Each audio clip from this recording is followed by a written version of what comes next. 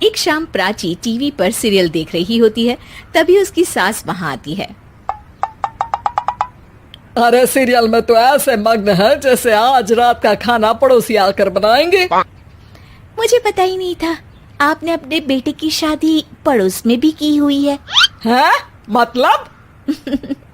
मतलब इस घर में सारा काम बहू ही करती है, आप तो सिर्फ खर्राटे मारती हैं। अच्छा जी, फिलहाल तो तुम आराम फरमा रही हो, चलो जाओ, ये मेरे टीवी देखने का समय है। आहा, इसीलिए मुझे भगाया जा रहा है। सॉरी, अब तो बिल्कुल नहीं जाऊंगी। प्राची की इस बात पर दोनों सास बहू के बीच टीवी रिमोट के पीछे बच्चों जैसे छीना झपटी शुरू हो जाती है, जिसके बीच श्लोक भी काम से घर वापस आ जाता है। आज मेरी चूहे बिल्ली की जोड़ी किस बात पर झगड़ रही है? अरे तेरे बीवी मुझे टीवी ही नहीं देखने दे रही। अरे तुम्हारी मम्मी मुझे खाना बनाने के लिए फोर्स कर रही है। अरे वाह, ऐसे बेतुके रीजन पर तो बच्चे भी झगड़ा नहीं करते। अरे मुझे कुछ मत बोल, सब इसने ही शुरू किया है। हाँ हाँ, जैसे आप तो बहुत दूध की धूली है ना। अरे बस, दोनों चुप। प्राची जाओ, खाने की तैयारी करो। और माँ तुम छोड़ो, तुम्हें क्या बोलूं, शांति से अपना सीरियल देखो, मुझे दोबारा लड़ने की आवाज सुनाई नहीं देनी चाहिए। ऐसा बोलकर श्लोक वहां से चला जाता है, जिसके पीछे पीछे प्राची भी कुछ न कुछ बड़बड़ाते हुए रसोई में चली जाती है। हाँ हाँ, सासू जी को तो कुछ बोलेंगे ही नहीं, बस मुझ पर ही हुक्म चलता है, खाना बनाओ, जैसे मैं इनके घर में खाना बनाने के लिए आई हूँ। इसी तरह शाम बीतती है और रात को श्लोक और प्राची की सास खाना खाकर सोने चले जाते हैं, लेकिन प्राची गुस्से में कुछ खाए बिना काम में ही लगी रहती है। इस घर में किसी को घंटा फिक्र नहीं पड़ता, मैं खाऊं या भूखी रहूं।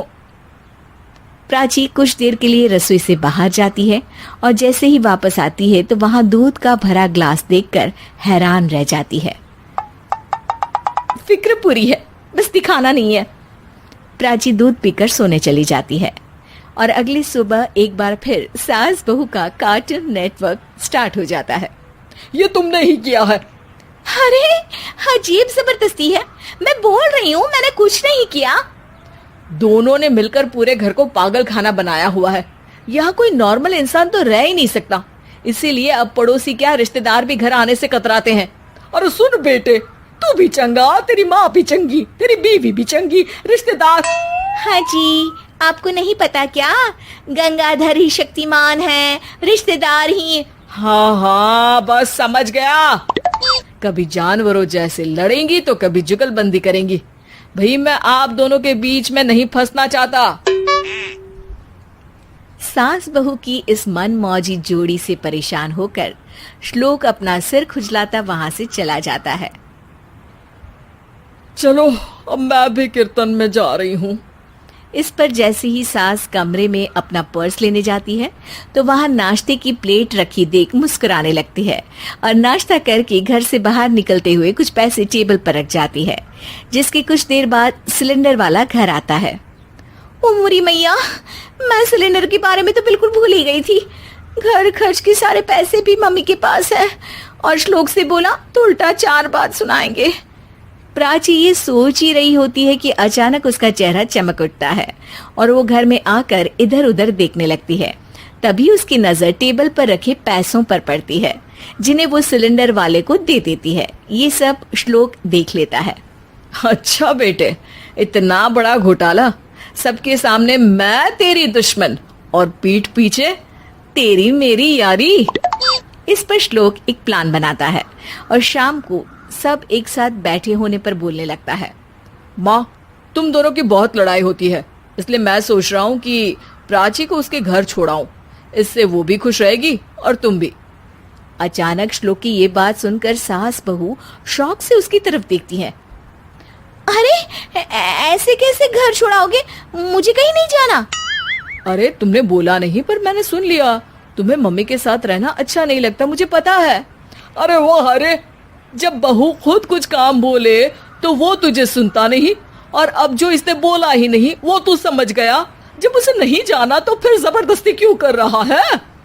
अच्छा, फिर आपको मौसी के घर छोड़ाता हूँ, बस अब आप दोनों एक घर में एक छत के नीचे नहीं रह सकती। मैं इस टॉम एंड जेरी की जोड़ी को और नहीं झेल सकता। है? ऐसे कैसे नहीं रह सकते? तुम्हें इतनी दिक्कत है तो तुम्हारा बोरिया बिस्तर पैक कर देती हूँ, लेकिन मम्मी जी कहीं नहीं जाएंगी। बिल्कुल यही सुनना था मुझे। अगर दोनों में इतना ही प्यार है फिर हर वक्त ये लड़ाई का नाटक क्यों करती हो?